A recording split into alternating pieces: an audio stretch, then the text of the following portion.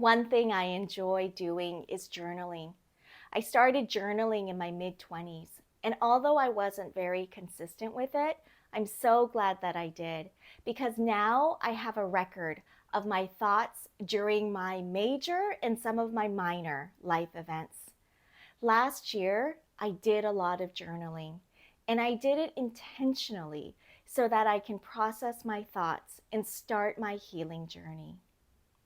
Another thing that I really enjoy is storytelling.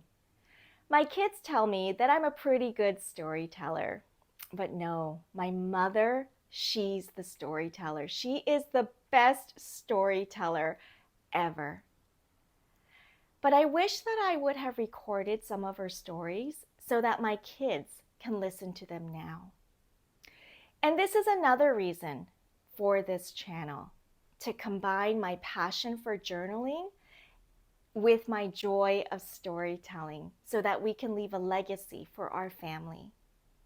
And who knows, if YouTube is still around in 10, 15, 20 years, then our future grandchildren will know how cool their grandparents were. So let's get started.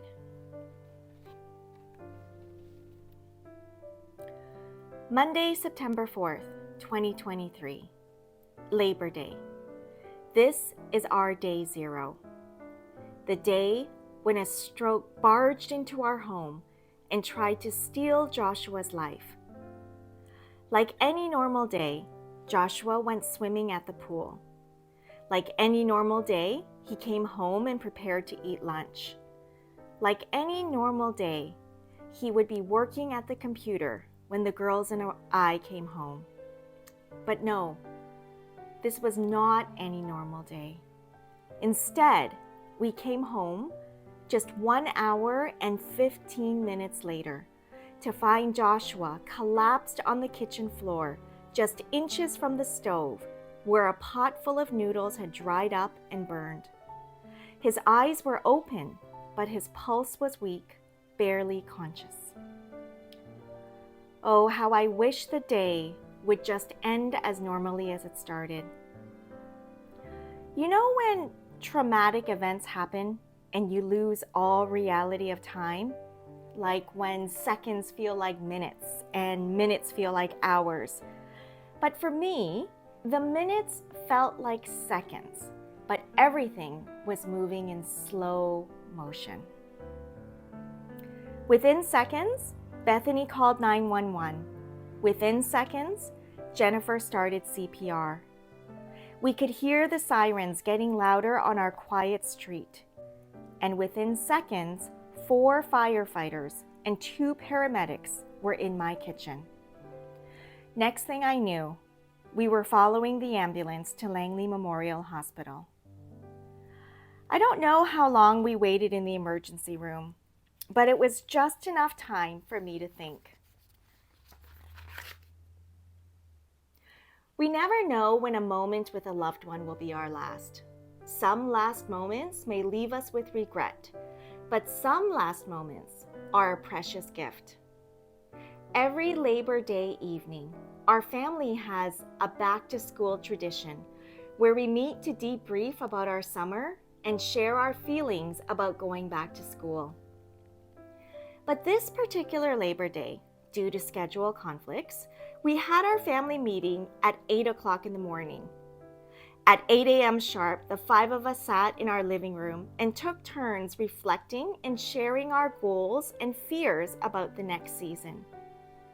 Jennifer was about to start her last semester of university and was excited to graduate, but anxious about what to do next. Justin was continuing university, but he had a really big job interview set up for the next day. And Bethany, well, she was feeling all the feels about starting her very first year of university. When it came Joshua's turn to share, his tears fell out faster than his words. He wept as he talked about how proud he was of the kids and how thankful he was for our family and new home. He then prayed a special prayer of blessing for each of us. We didn't realize that that would be the very last time we all heard him speak normally. I was impatiently waiting for the doctor to give us an update, but I was so unprepared for what I was about to hear. Immediately after the doctor said, "Your husband had a stroke," all the words that followed sounded muffled, like I was underwater or something. Stroke? Oh, no, doctor. You must be confusing my husband with somebody else.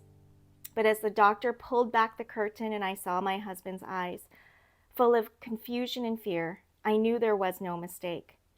Joshua was alert and agitated, and he groaned as he tried to get up and free himself from all the tubes and wires connecting him to the machines above his head.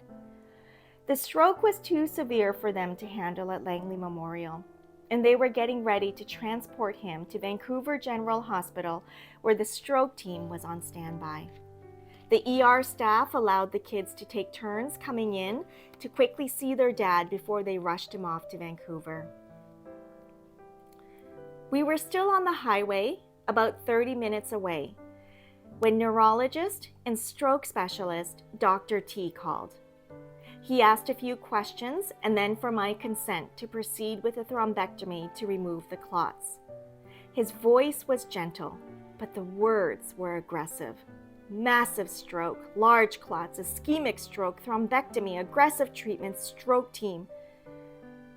The last part of the conversation reminded me of Tom Hanks and his famous line in Apollo 13, "Houston, we have a problem." The tone was calm and controlled, but the gravity of the situation was crushing. "Esther, we have a serious problem here." Dr. T came out to meet us when we arrived, and he led us to a quiet place to wait while he gave us an update. He used the same words as before: massive, serious, big deficits, all with the same soothing voice, but this time paired with sympathetic eyes. A short while later, another doctor came out to give us an update. There were numerous clots, but they're currently working on the big one now. Then about an hour later, Dr. T came out again with Dr. R, the neuroradiologist who performed the thrombectomy. Good thing I had the wherewithal to bring pen and paper to take notes. Vessels blocked for extensive length, brain damaged upon arrival, massive thrombus to entire left side, 4 attempts to unblock the vessel, 80% of blood clot removed, major permanent deficits.